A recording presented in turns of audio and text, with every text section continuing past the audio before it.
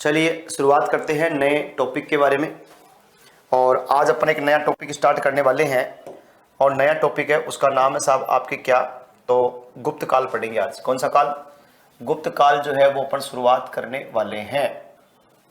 कौन सा काल? गुप्त काल जो है वो अपन यहाँ पर शुरुआत करने वाले हैं। तो लीजिए साहब शुरुआत करते हैं नए टॉपिक की। और नया टॉपिक है आपके कौन सा काल? गुप्त काल। कौन सा काल है? गुप्त काल। और इस गुप्त काल की बात करते हैं तो सबसे पहले इस पॉइंट को समझने का प्रयास कीजिएगा कि गुप्त काल जो है इस गुप्त काल को याद रखिएगा, भारत में मतलब भारतीय इतिहास का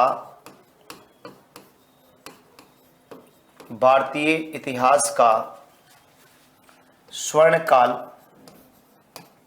भारतीय इतिहास का स्वर्ण काल ऑब्लिक भारतीय इतिहास का स्वर्ण काल ऑब्लिक या गोल्डन एज या क्लासिकल युग कहते हैं। क्या कहते हैं?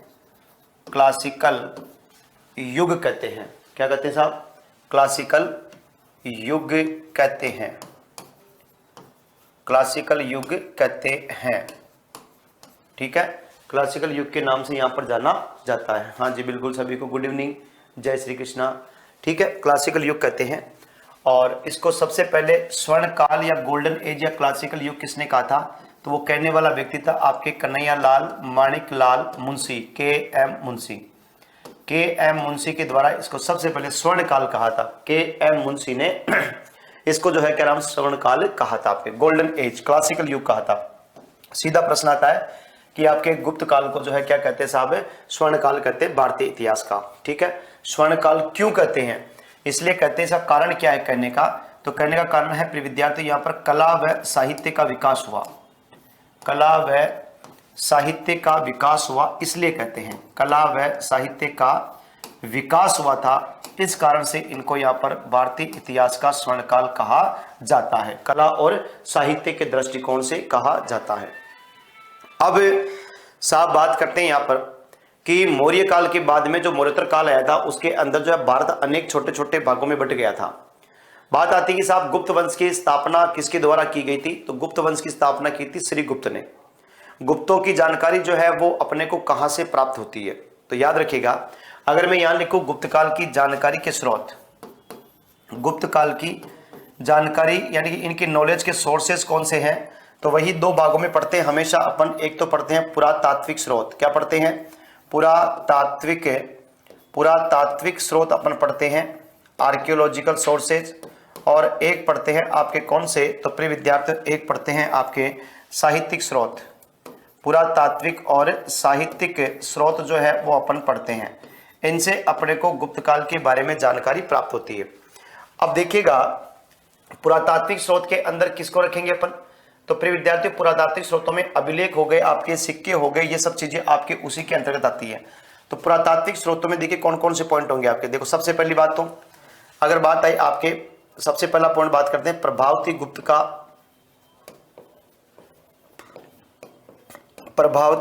का पूना ताम्रपत्र। प्रभावती गुप्त का पूना ताम्रपत्र, इससे अपने को जानकारी मिलती है गुप्तों के बारे में। नंबर 2 की बात की जाए आपके समुद्रगुप्त की प्रयाग प्रशस्ति।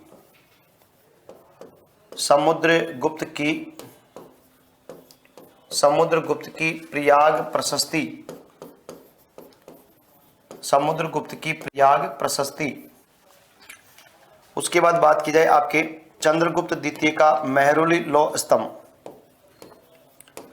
चंद्रगुप्त द्वितीय का मेहरौली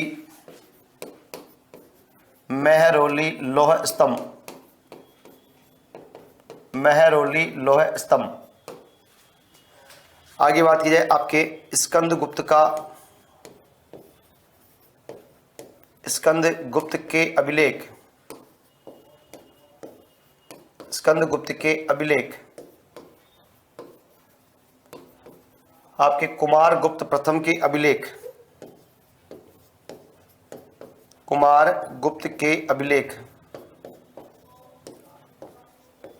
कुमार गुप्त के अभिलेख, आपके भानुगुप्त का एरण अभिलेख, भानुगुप्त का एरण अभिलेख। ऐसे बहुत सारे अभिलेख अपने पास में जिनसे गुप्त शासकों के बारे में क्या मिलती है, जानकारी अपने को प्राप्त होती है। गुप्त शासकों के बारे में जानकारी अपने को प्राप्त होती है। साहित्यिक स्रोत की बात करते हैं, जैसे आप साहित्यिक स्रोत में कौन कौन से आएंगे तो साहित्यिक स्रोत में आपके जैसे भागवत पुराण, भागवत पुराण, वायु पुराण, भागवत पुराण, वायु पुराण, ठीक है, भागवत पुराण, वायु पुराण, आपके शूद्रक का मृच्छकटिकम, शूद्रक का मृच्छकटिकम, शूद्रक का मृच्छकटिकम, शूद्रक का मृच्छकटिकम और शूद्रक का मृच्छकटिकम, आपके क्या नाम, विशाख दत्त की देवी चंद्रगुप्तम, विशाख दत्त का देवी चंद्रगुप्तम, विशाख दत्त का देवी चंद्रगुप्तम ग्रंथ। इसके अलावा बात की जाए आपके फाइयान की फोक्यो की, फाइयान की फोक्यो की, फाइयान का ग्रंथ फोक्यो की, कालिदास की रचनाएं, कालिदास की रचनाएं आदि ऐसे ग्रंथ है जिनसे अपने को गुप्त काल के बारे में क्या मिलती है, जानकारी प्राप्त होती है। हाँ जी बिल्कुल, लाइव क्लास ये है, क्लास तो लाइव ही चलती है हमेशा, ठीक है। तो प्रभावती गुप्त का पूर्णा ताम्रपत्र, समुद्रगुप्त की प्रयाग प्रशस्ति, चंद्रगुप्त द्वितीय का मेहरौली लौह स्तंभ, स्कंदगुप्त के अभिलेख, कुमार गुप्त के अभिलेख, भानुगुप्त का एरण अभिलेख। इधर आपके साहित्यिक स्रोत में भागवत पुराण, वायु पुराण, शूद्रक का मृच्छकटिकम, विशाख दत्त का देवी चंद्रगुप्तम, फाइयान की फोक्यो की, कालिदास की रचनाएं आदि से अपने को जानकारी प्राप्त होती है। ये सब जानकारियां अपने को गुप्त काल की यहां से अपने को प्राप्त होती है।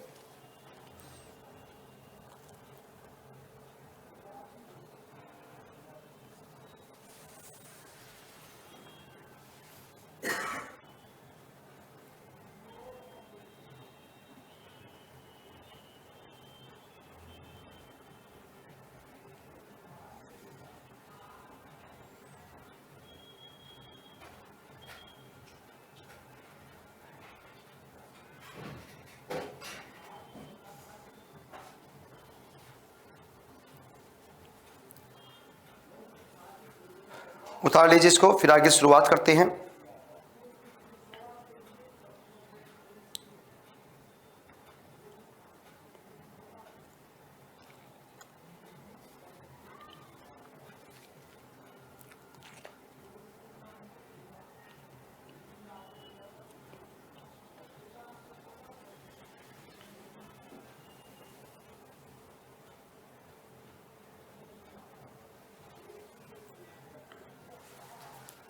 ठीक है, लिख लिया होगा आप लोगों ने।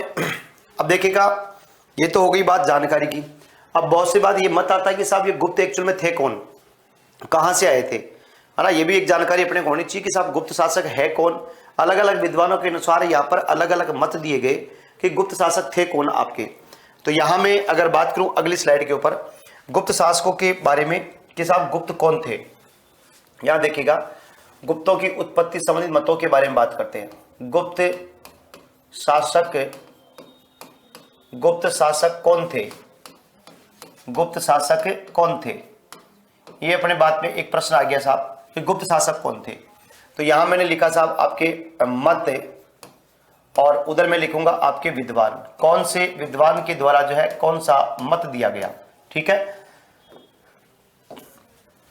सबसे पहला मत जो है वो अपने पास में आता है साहब कि गुप्त जो है ये ब्राह्मण है। गुप्त जो है ये क्या है, आपके ब्राह्मण है। एक मत तो अपने पास में ये आता है। दूसरा मत आता है कि साहब गुप्त जो है वो क्षत्रिय हैं। गुप्त जो है वो क्षत्रिय हैं। तीसरा मत आता है कि साहब गुप्त जो हैं वो आपके वैश्य हैं, गुप्त जो है वो आपके क्या है, वैश्य है। चौथा मत आता है कि साहब गुप्त जो हैं वो शूद्र हैं, गुप्त जो है वो क्या है, शूद्र हैं। और पांचवा मत आता है साहब कि गुप्त जो है वो आपके धरण गोत्र के हैं। कौन सी गोत्र के, धरण गोत्र के हैं। ये अपने पास में 5 मत आ गए गुप्तों को लेकर के। अब बात यह आती है कि साहब गुप्तों को जो है आपके ब्राह्मण किसने माना, किसने कहा था साहब कि ब्राह्मण है। तो देखिएगा यहां बात करते हैं कि एक तो आपके हेमचंद्र राय चौधरी, एक तो कौन है, हेमचंद्र राय चौधरी, और एक है आपके क्या नाम है जो दशरथ शर्मा। इन्होंने गुप्तों को क्या कहा, तो आपके प्रिय विद्यार्थियों गुप्तों को क्या कहा है, ब्राह्मण कहा है। मैं लिखू यहां पर हेमचंद्र राय चौधरी, हेमचंद्र एच.सी. राय चौधरी। एच.सी. राय चौधरी का मतलब है हेमचंद्र राय चौधरी। एच.सी. राय चौधरी व एच.सी. राय चौधरी व दशरथ शर्मा जो है वो ये कहते हैं कि साहब गुप्त जो है वो क्या है, आपके ब्राह्मण है। कौन है, ब्राह्मण है। सर क्लास में यहीं से पढ़ाई शुरू हुई है, मतलब समझाने में आप क्या कह रहे हो? हाँ जी, समझ में नहीं आया आप क्या कहना चाह रहे हो? कि सर क्लास में यहीं से पढ़ाई शुरू हुई थी है। वापस एक बार इसको थोड़ा एक्सप्लेन कीजिए मुझे, क्या कहना चाहते हो आप।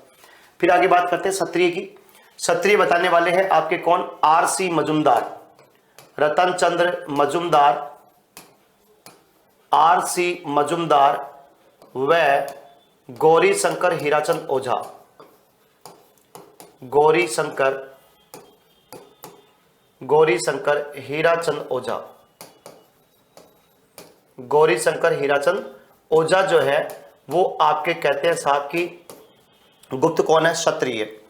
लेकिन प्रिय विद्यार्थियों एक इतिहासकार है रोमिला थापर, महिला है ये, रोमिला थापर, रोमिला थापर व ए.एस. अल्तेकर, इन्होंने कहा कि साहब गुप्त जो है वो क्या है, वैश्य है। ब्राह्मण मत तो कौन देते हैं, हेमचंद्र राय चौधरी और दशरथ शर्मा। रतन चंद्र मजुमदार व गौरी शंकर हीराचंद ओझा क्या बताते हैं, गुप्तों को क्षत्रिय। जबकि रोमिला थापर जो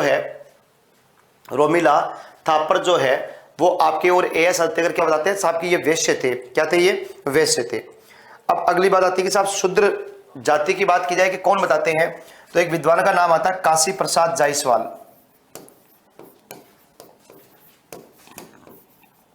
काशी प्रसाद जायसवाल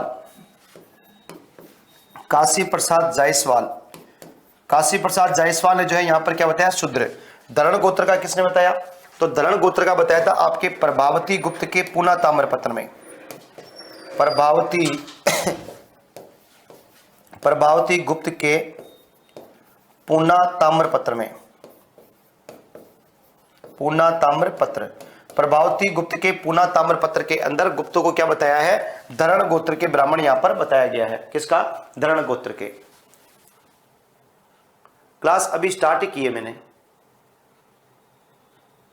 वर्ण 4 होते 5 कैसे, मैंने यहां पर कहां बताया कि साहब वर्ण 5 है। मैंने तो यहां पर मत बताए हैं, मैंने ऐसा तो नहीं कहा कि साहब ये मैं वर्ण बता रहा हूं। ये मैंने गुप्तों की उत्पत्ति से संबंधित मत बता रहा हूं। उसमें एक ब्राह्मण मत है, एक क्षत्रिय मत है, एक वैश्य मत है और एक शूद्र मत है। एक मत आ गया साहब धरण गोत्र का। कौन सा, धरण गोत्र का मत। तो मैं वर्ण नहीं बोल रहा आपको यहां पर, ठीक है। मैंने ये नहीं बोला कि साहब वर्ण 5 है, मैंने ये बोला ये 5 मत हैं। गुप्तों को इन 5 मतों के अनुसार बताया गया। हेमचंद्र राय चौधरी और दशरथ शर्मा ने ब्राह्मण बताया है गुप्त शासकों को। आर.सी. मजुमदार व गौरी शंकर हीराचंद ओझा ने क्षत्रिय बताया है। रोमिला थापर व ए.एस. अल्तेकर ने वैश्य बताया है। काशी प्रसाद जायसवाल ने वज्जिका के ग्रंथ कीर्ति कौमुदी को आधार मानते हुए शूद्र बताया है। और प्रभावती गुप्त के पूना ताम्रपत्र में गुप्तों को धरण गोत्र के बताया गया है। किसका, धरण गोत्र का बताया गया है। ठीक है, तो ये आपके मूल बातें पढ़ने यहां पर की है, तो विशेष रूप से याद रखिएगा। ठीक है, तो गुप्त शासकों के बारे में ये आपके जानकारी के स्रोत थे जो मैंने आपको बता दिए हैं। ये मोस्टली आप जरूर ध्यान रखना।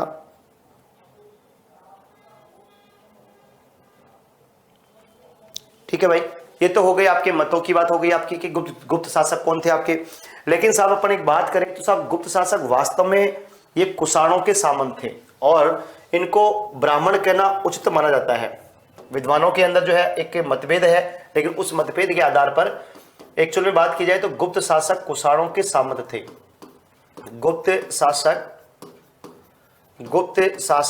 कुषाणों के सामंत थे, कुषाणों के सामंत थे, यानी उनके अधीन शासन करते थे, कुषाणों के सामंत थे। ठीक है, या फिर अपन ये कह सकते हैं कि साहब विवाहों के आधार पर जो गुप्त शासक है उनके विवाहों के आधार पर, विवाहों के आधार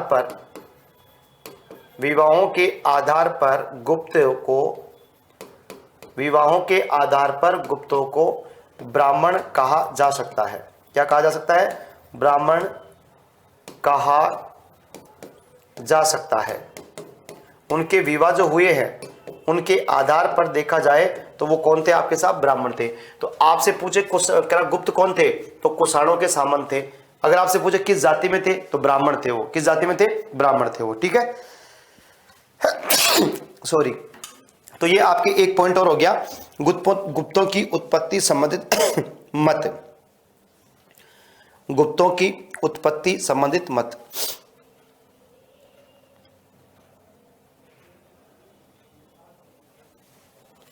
गुप्तों की उत्पत्ति संबंधित मत, सॉरी।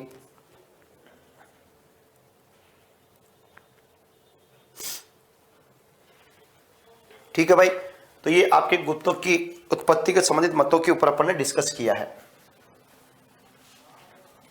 बताओ, पहली स्लाइड और दूसरी स्लाइड की दोनों चीजें समझ में आ गई?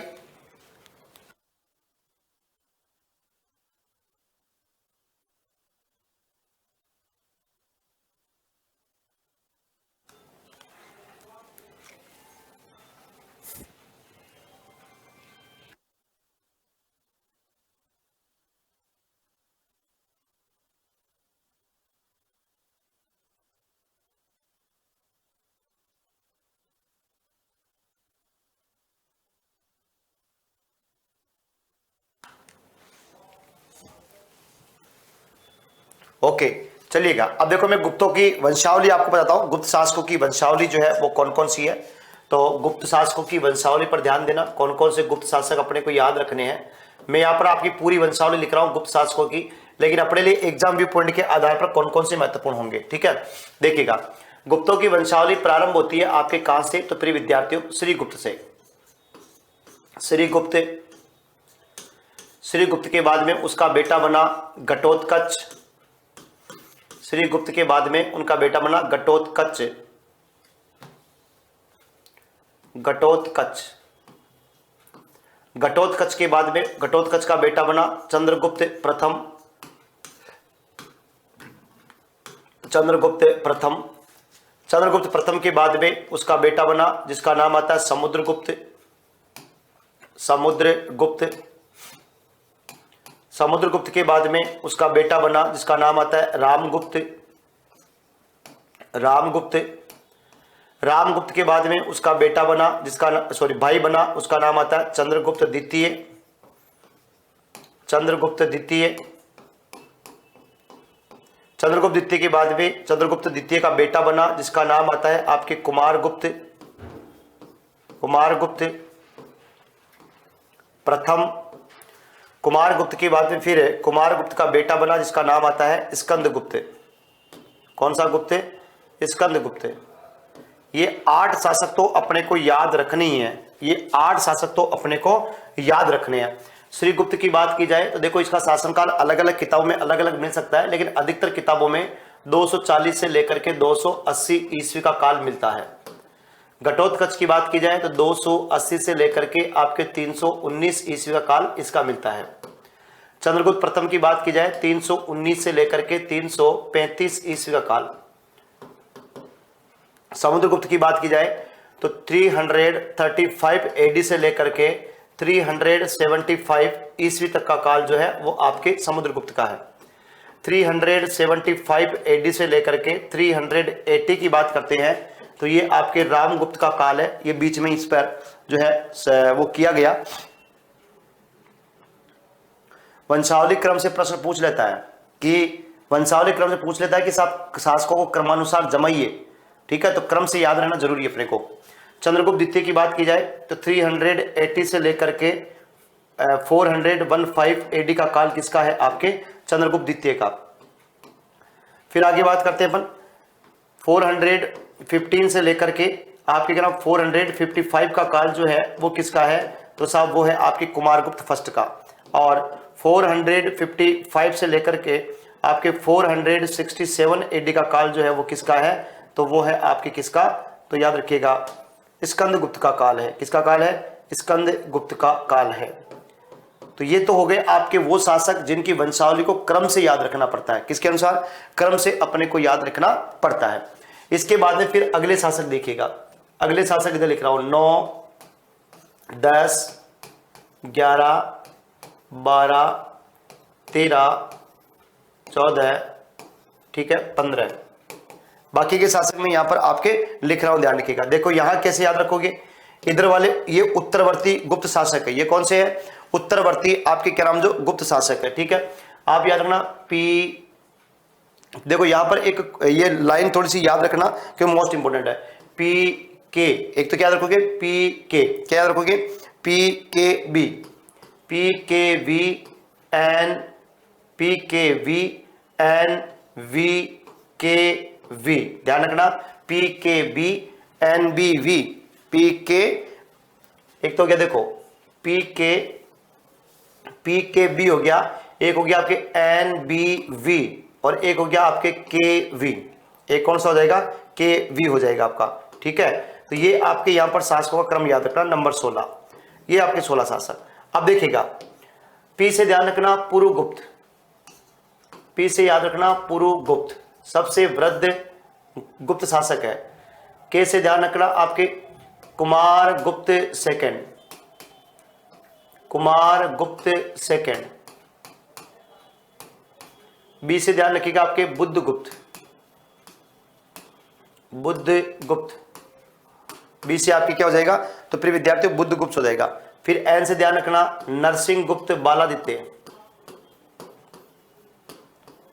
नरसिंहगुप्त बालादित्य, नरसिंहगुप्त बालादित्य आपके यहां पर हो जाएगा, ठीक है। फिर बी से याद रखिएगा भानुगुप्त, कौन सा हो जाएगा?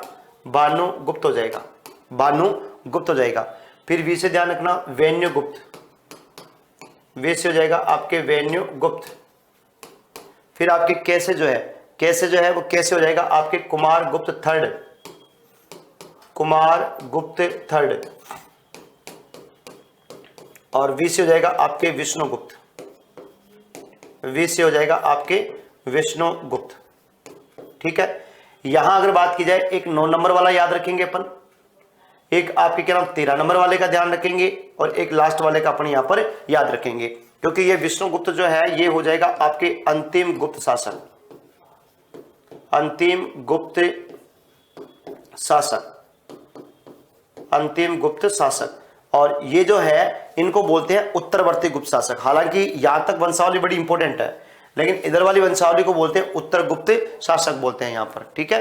तो ये आपके कुछ शासक हैं गुप्तों के जिनकी वंशावली क्रम मैंने यहां पर लिखी है, तो इन वंशावली का जरूर याद रखिएगा।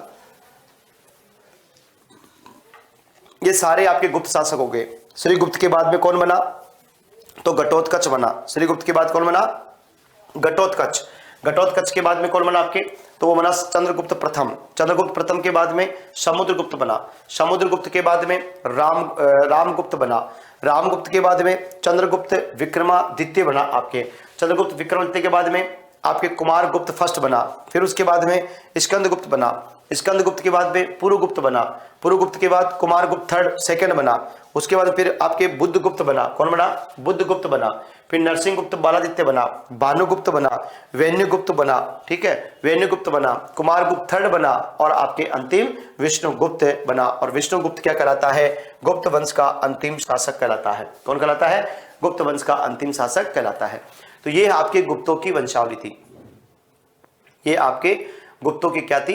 वंशावली थी। उम्मीद करता हूं कि ये सारी चीज आपकी क्लियरली समझ में आ गई होगी। ठीक है, अब आगे देखिएगा, एक एक शासकों का यहाँ पर अपन पोस्टमार्टम करने वाले हैं, एक एक शासकों के बारे में अपन यहाँ पर पढ़ने वाले हैं। क्लियर? तो देखिएगा, पहला शासक मैं आपके सामने लिख रहा हूं और उस शासक का नाम है आपके क्या, श्री गुप्त। क्या नाम है? श्री गुप्त है। पहला शासक जो मैं लिख रहा हूं आपके, उसका नाम है आपके श्री गुप्त। ठीक है, ये लीजिए साहब, पहला शासक, और पहले शासक का नाम क्या है? श्री गुप्त। श्री गुप्त, ये गुप्त वंश का पहला शासक है। देखिएगा, इसकी बात करते हैं। इसकी बात की जाए तो ये पहले आपके कुषाणों का सामंत था। ये आपके कुषाणों का सामंत, कुषाणों का सामंत था, यानी उनके शासनकाल उनके देखरेख में कर रहा था। इसने आपके गुप्त वंश की स्थापना की, गुप्त वंश की स्थापना की, गुप्त वंश की स्थापना की। इसी श्री गुप्त की बात करते हैं। गुप्त वंश का मूल पुरुष, गुप्त वंश का संस्थापक, गुप्त वंश का संस्थापक या आदि पुरुष, गुप्त वंश का संस्थापक या आदि पुरुष कौन था? तो आपके क्या नाम है? जो श्री गुप्त। इसकी एक उपाधि याद रखना, ये जो श्री गुप्त है ये प्रथम गुप्त शासक है जिसने महाराज की उपाधि ग्रहण की। प्रथम गुप्त शासक, पहला गुप्त शासक, प्रथम गुप्त शासक जिसने महाराज की उपाधि ग्रहण की, महाराज की उपाधि ग्रहण की, महाराज की उपाधि ग्रहण की।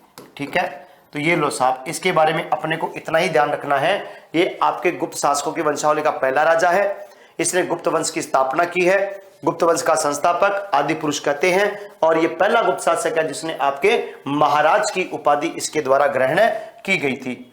उसके बाद फिर दूसरा शासक आता है आपके श्री गुप्त का बेटा, और श्री गुप्त के बेटे का नाम है आपके घटोत्कच। क्या नाम है? घटोत्कच।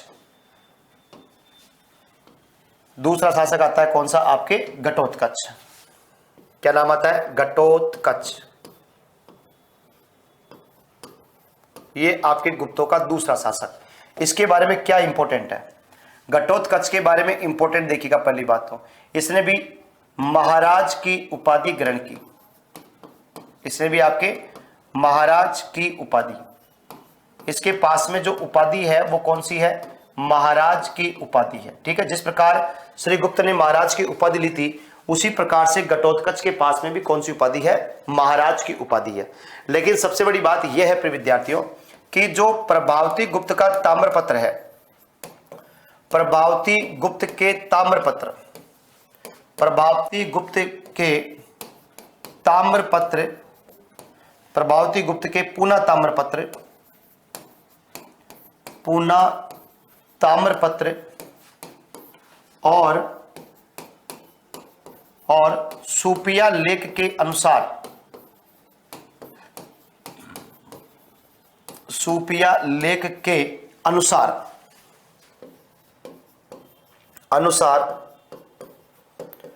गुप्त वंश का प्रथम शासक, गुप्त वंश का प्रथम शासक, यानी कि प्रभावती गुप्त के पूना ताम्रपत्र और आपके सूपिया लेख के अंदर जो है पहला शासक जो है वो आपके कौन है साहब? तो वो आपके घटोत्कच है। इनके ताम्रपत्रों में वंशावली में पहला कौन लिखा है? घटोत्कच। किसका उल्लेख नहीं है? श्री गुप्त का उल्लेख यहां पर नहीं है।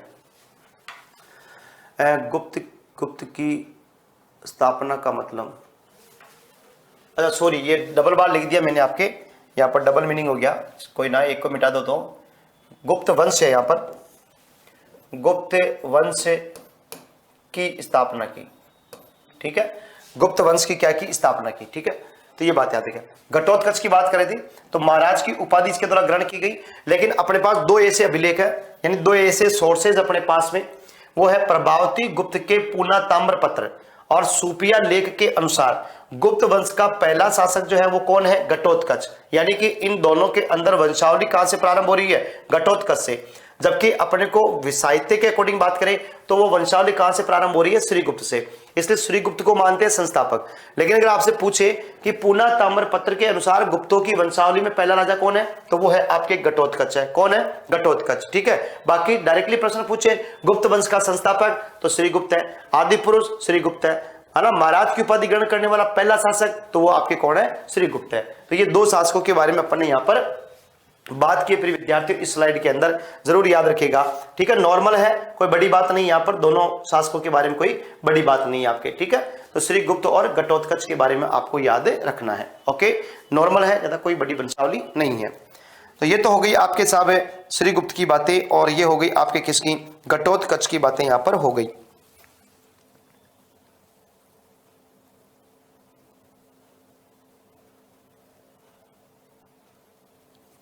उम्मीद करता हूं बेसिकली स्ट्रक्चर के तौर पे आपको दोनों शासक समझ में आ गए होंगे। कोई ज्यादा फटाफट नहीं है इनके बारे में।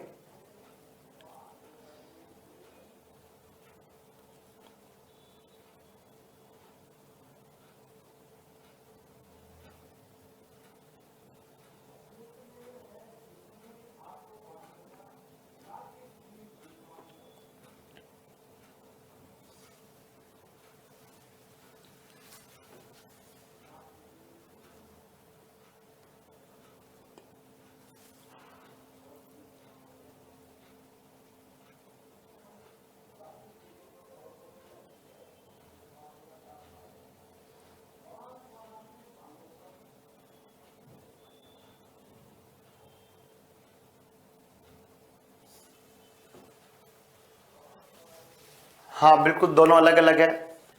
चंद्रगुप्त मौर्य अलग शासक है, वो मौर्य वंश का है। और चंद्रगुप्त प्रथम ये अलग है, ये गुप्त वंश का है ना। दोनों में जो है काफी समय का अंतर है, दोनों में काफी समय का फर्क है।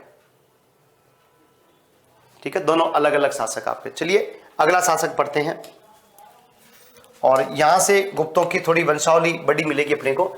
और ये शासक जो है बड़ा इंपॉर्टेंट शासक आपके, और इसका नाम है आपके चंद्रगुप्त प्रथम। क्या नाम आपके? चंद्रगुप्त प्रथम। देखिएगा, चंद्रगुप्त प्रथम 319 से लेकर के 335 ईस्वी, 319 से लेकर के 335 ईस्वी काल जो है वो किसका है? चंद्रगुप्त प्रथम का है। देखिए चंद्रगुप्त प्रथम के बारे में बात करते हैं। पहली बात तो इसको बोलते हैं आपके गुप्त वंश का वास्तविक संस्थापक, रियल फाउंडर ऑफ गुप्त डायनेस्टी। तो वो कौन है? आपके चंद्रगुप्त प्रथम को कहते हैं। गुप्त वंश का वास्तविक संस्थापक किसे कहा जाता है? तो वो कहते हैं आपके किसको? तो याद रखिएगा, हाँ बिल्कुल, वो मौर्य वंश का है, ये गुप्त वंश का है ना। तो फर्क हो गया ना। गुप्त वंश का वास्तविक संस्थापक किसे कहते हैं? आपके चंद्रगुप्त प्रथम को कहते हैं। चंद्रगुप्त प्रथम को ही ऐसा कहा जाता है, एच.सी. राय चौधरी ने कहा। हेमचंद्र राय चौधरी की बात करें, एच.सी. राय चौधरी के अनुसार, किसके अनुसार? एच.सी. राय चौधरी के अनुसार, हेमचंद्र राय चौधरी के अनुसार द्वितीय मगध साम्राज्य का संस्थापक। एच.सी. राय चौधरी के अनुसार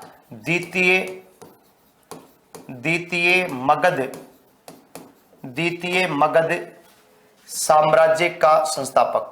द्वितीय मगध साम्राज्य का संस्थापक जो है वो किसे कहा जाता है? तो वो कहते हैं आपके किसको? तो प्रिय विद्यार्थी वो कहते हैं आपके चंद्रगुप्त प्रथम को द्वितीय मगध साम्राज्य का संस्थापक कहते हैं। यानी कि इसे दूसरी बार एक बड़े मगध राज्य की क्या की थी? स्थापना। जिस प्रकार पहली बार चंद्रगुप्त मौर्य ने की थी, उसी प्रकार से दूसरी बार आपके चंद्रगुप्त प्रथम के द्वारा की गई थी। इसलिए हेमचंद्र राय चौधरी ने इसको द्वितीय मगध साम्राज्य का क्या किया था? संस्थापक की यहां पर संज्ञा दी।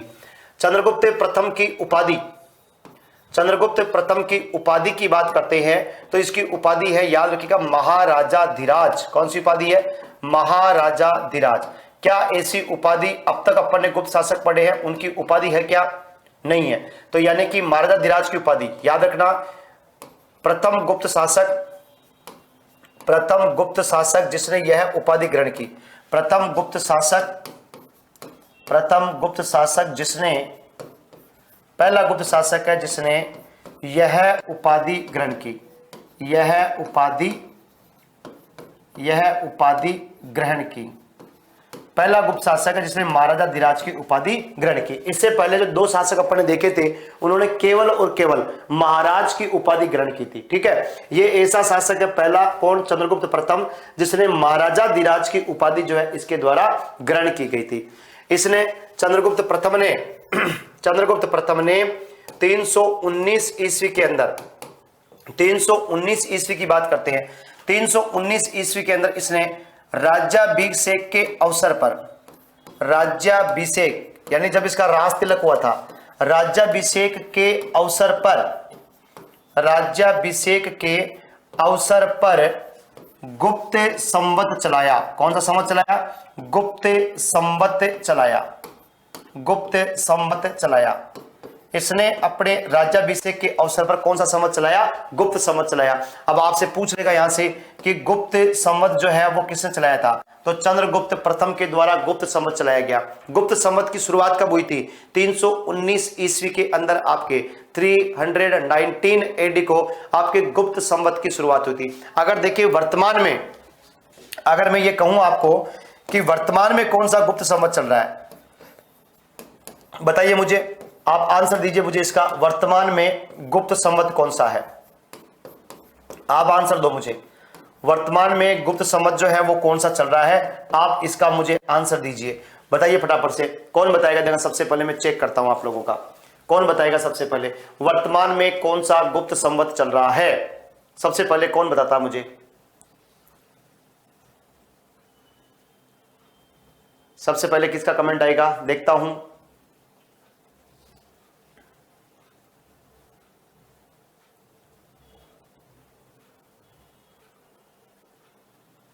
अरे मैंने ये नहीं पूछा श्रीगुप्त, मैंने ये पूछा है कि गुप्त संवत की वर्तमान में कौन सा गुप्त संवत चल रहा है।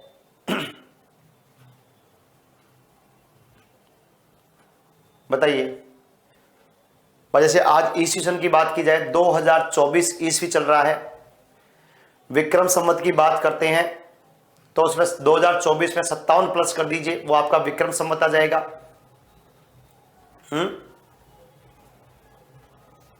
यानी 2000 आपके संवत आएगा।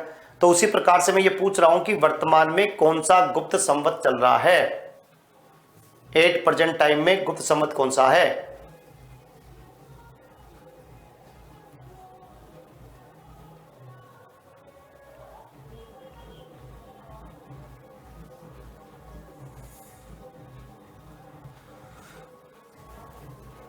अभी तक किसी का कमेंट नहीं आया मेरे पास।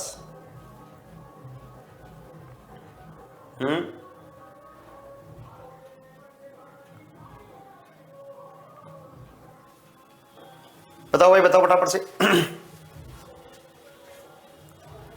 और नहीं आए तो हाथ तो कर दो, मना कर दो, नहीं पता चल रहा। अरे भाई सीधी सीधी बात है, देखो आपको क्या करना है। देखो ईस्वी सन वर्तमान में कौन सा चल रहा है आपके? ईस्वी सन चल रहा है आपके वर्तमान में 2024। कौन सा? 2024 चल रहा है।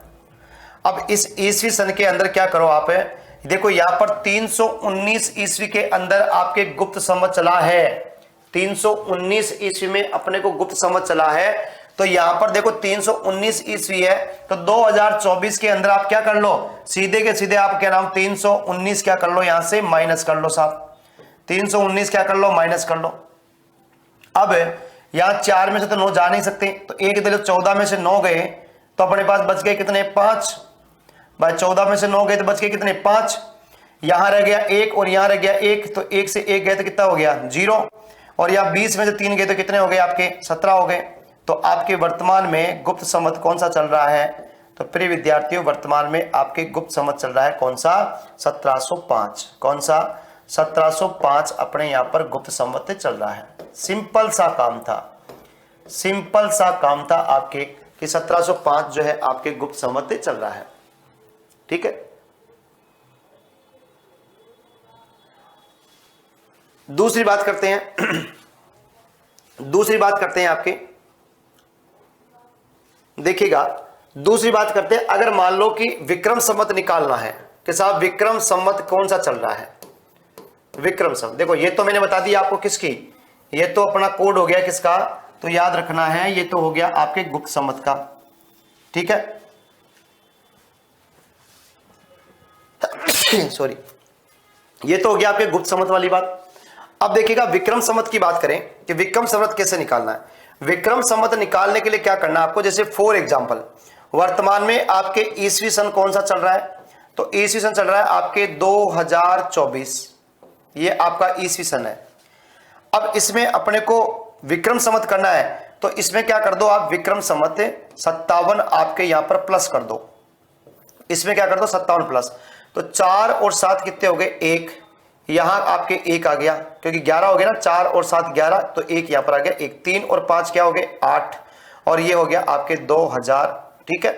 तो यानी 2081 वर्तमान में आपका विक्रम संवत जो है वो कौन सा चल रहा है, तो 2081 आपका विक्रम संवत चल रहा है, क्योंकि आपको पता है कि प्रिय विद्यार्थियों 57 ईसा पूर्व के अंदर विक्रम संवत प्रारंभ हुआ था। तो ये दो बातें मैंने आपको जनरल नॉलेज के लिए बता दी है, क्या बता दी है, दो बातें जनरल नॉलेज के लिए बता दी है। यार इतने बोले हो क्या आप कि आपको ये नहीं पता क्या नाम विक्रम संवत कौन सा चल रहा है, और आपके क्या नाम जो वर्तमान में गुप्त संवत कौन सा चल रहा है, ईस्वी सन कौन सा चल रहा है? ये छोटी छोटी बातें तो याद रखो भाई, इसलिए ऐसी बातें थोड़ी सिखाई जाती है, इतना तो कॉमन सेंस अपने अंदर होना चाहिए, ठीक है। तो वर्तमान में गुप्त संवत निकालने के लिए क्या करेंगे, आपको कह रहा हूं कोई भी सन अपने पास में दे रखा है ईस्वी सन, उस ईस्वी सन के अंदर 319 क्या करना, माइनस करना, जो भी आंसर आएगा वो गुप्त संवत हो जाएगा। विक्रम संवत निकालने के लिए अगर ईस्वी सन से आपको विक्रम संवत करना कि भाई ईस्वी सन दे रखा है और उसमें विक्रम संवत निकालना है, तो उसमें प्लस क्या कर देना 57, ठीक है। और विक्रम संवत दे रखा है और आपसे पूछे कि साहब ईस्वी सन क्या होगा, तो उसमें 57 क्या करने हैं, माइनस अपने को यहां पर करने हैं। क्लियर, दोनों बातें याद रखिएगा। समझ में आ गया ना, अरे अब तो बता दो समझ में आ गया ना, ठीक है। चलो, तो यहां पर बात की मैंने चंद्रगुप्त प्रथम के बारे में, इसको गुप्त वंश का वास्तविक संस्थापक कहते हैं। हेमचंद्र राय चौधरी के अनुसार द्वितीय मगध साम्राज्य का संस्थापक कहते हैं। इसकी उपाधि जो है वो महाराजा धीराज की है। ऐसी उपाधि ग्रहण करने वाला यह पहला गुप्त शासक है। इसने 319 ईस्वी में राज्याभिषेक के अवसर पर क्या चलाया था, गुप्त संवत चलाया था। क्या चलाया था, गुप्त संवत। बिल्कुल एग्जाम में आया भाई, कितनी बार एग्जाम में पूछा गया है ना, विक्रम संवत कितनी बार एग्जाम में पूछा है, गुप्त संवत कितनी बार एग्जाम में पूछा है। अरे इस विक्रम संवत को तो यूपीएससी तक पूछ लिया गया है ना, ऐसा मत सोचिए कि एग्जाम में आया है क्या, कितनी बार आया भाई, ऐसा कुछ नहीं है, ठीक है। ये अपना भ्रम निकाल देना। हाँ, आपके बीपीएससी के अंदर नहीं पूछा गया होगा, बिहार में नहीं पूछा गया तो इसका मतलब ये थोड़ी कि कहीं नहीं आया।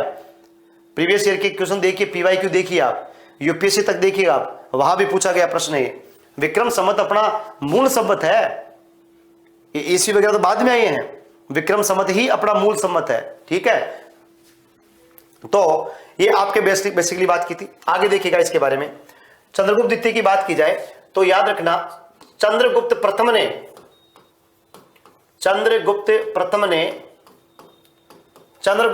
ने सिक्के चलाए।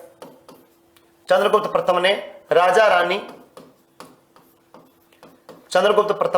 रानी या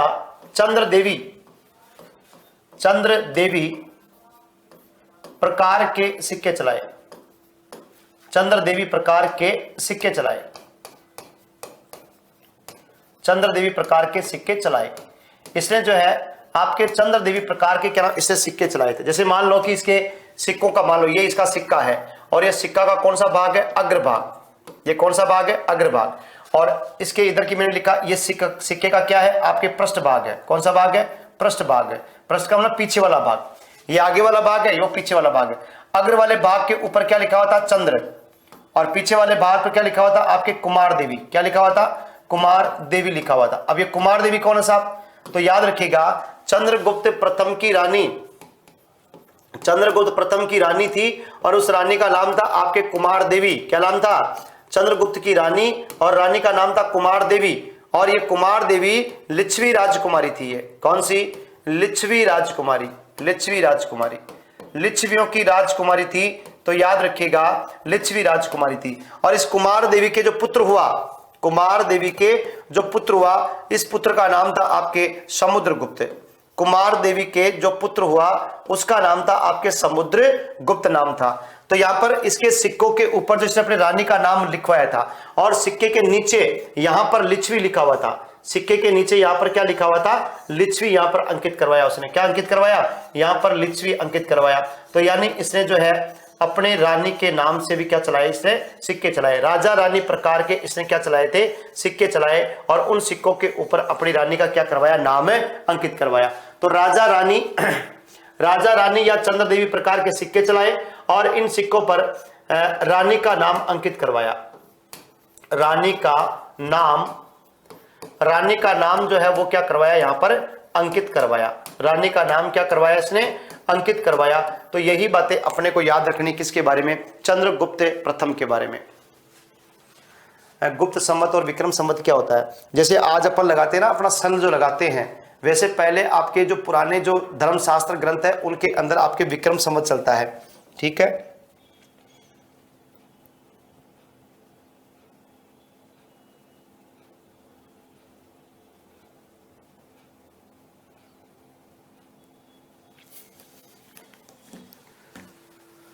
तो संवत का मतलब होता है प्रिय विद्यार्थियों, जैसे आज अपना ईस्वी सन चल रहा है तो वैसे आपके क्या नाम विक्रम संवत होते। पहले के संस्कृत में जो है पहले के लोग विक्रम संवत की बात करते थे। आज भी आप पुराने लोगों से पूछना जा करके, पुराने जो बुजुर्ग लोग हैं ना वो या तो विक्रम संवत जानते हैं या फिर वो शाक्य संवत जानते हैं। इसके अलावा और कुछ नहीं जानते वो कि साहब ईस्वी सन क्या है, गुप्त संवत क्या है, हिजरी संवत क्या है, इलाही संवत क्या है। तो संवत तो ऐसे बहुत सारे हैं। ठीक है, नहीं चेटक की सिस्टम नहीं है ये। चेटक अब जिंदा रहेगा क्या भाई? चेटक तो आपके कह रहा हूं जो भगवान महावीर स्वामी के समकालीन है, बिंबिसार के समकालीन है। अपन ईसा पूर्व की बात अपन पढ़ रहे थे और ईसा पूर्व के बाद में अब अपन ईस्वी सन के अंदर आ गए। तो अभी भी क्या चेटक जिंदा रहेगा क्या? इतने साल नहीं रहेगा भाई, है ना। तो चेटक के नहीं है, बस ये लिच्छवियों का है। लिच्छवियों में एक राजा हुआ करता था, लिच्छवियों का एक राजा था और उस राजा की बात करते हैं। लिच्छवियों का राजा जिसका नाम था वृषदेव। क्या नाम था? वृषदेव था, जिसकी 13वीं पुत्री थी ये, मतलब 13 नंबर की पुत्री थी। वृषदेव की 13वीं पुत्री थी, उसका नाम था कुमार देवी। और कुमार देवी जो है इससे विवाह हुआ था किसका? चंद्रगुप्त प्रथम का। तो यानी लिच्छवी राजकुमार। अब लिच्छवियों की राजकुमारी ये कौन? कुमार देवी। इसलिए समुद्रगुप्त को बोलेंगे लिच्छवी दोहित्र बोलेंगे। तो ये आज की क्लास की मुख्य बातें थी प्रिय विद्यार्थियों, जो मैंने आपको गुप्त शासकों के बारे में नॉर्मली कि उनकी जानकारी कहां से मिलती है, एक्चुअल में गुप्त कौन थे उसके बारे में बताया। साथ में मैंने गुप्तों की पूरी क्रमबद्ध से एक वंशावली मैंने आपको लिख दी। पहला गुप्त शासक कौन है? श्रीगुप्त। अंतिम गुप्त शासक कौन है? विष्णुगुप्त, है ना। गुप्त वंश का संस्थापक श्रीगुप्त, वास्तविक संस्थापक तो आपके क्या नाम? जो चंद्रगुप्त प्रथम है। महाराज की उपाधि ग्रहण करने वाला पहला गुप्त शासक श्रीगुप्त। महाराजाधिराज की उपाधि ग्रहण करने वाला आपके कौन है? तो वो है चंद्रगुप्त प्रथम। ध्यान रखिएगा। तो आज की क्लास का स्टॉपेज अपना यही रहेगा और आज अपन यहीं तक बात करेंगे। फिर आगे कल समुद्रगुप्त से अपन स्टार्ट करने वाले हैं। बहुत ही शानदार राजा पढ़ेंगे समुद्रगुप्त, जिसने किस प्रकार से विजय प्राप्त की आर्यावर्त की, किस प्रकार से विजय प्राप्त की उसने दक्षिणावर्त की, किस प्रकार से विजय प्राप्त की उसने आठवीं राज्यों की, क्यों कहते हैं उसको भारत का नेपोलियन, कितने युद्धों का विजेता कहा जाता है, किससे मिलती है समुद्रगुप्त की जानकारी, किस प्रकार से अपने साम्राज्य को जो है उसने फैलाया, क्या है प्रयाग प्रशस्ति, किसने लिखी थी प्रयाग प्रशस्ति, कौन सी भाषा में लिखी गई प्रयाग प्रशस्ति, कुल कितनी पंक्तियां हैं, किस लिपि के अंदर लिखी गई आपकी प्रयाग प्रशस्ति, समुद्रगुप्त के आर्यावर्त में कितने राजाओं को हराया था।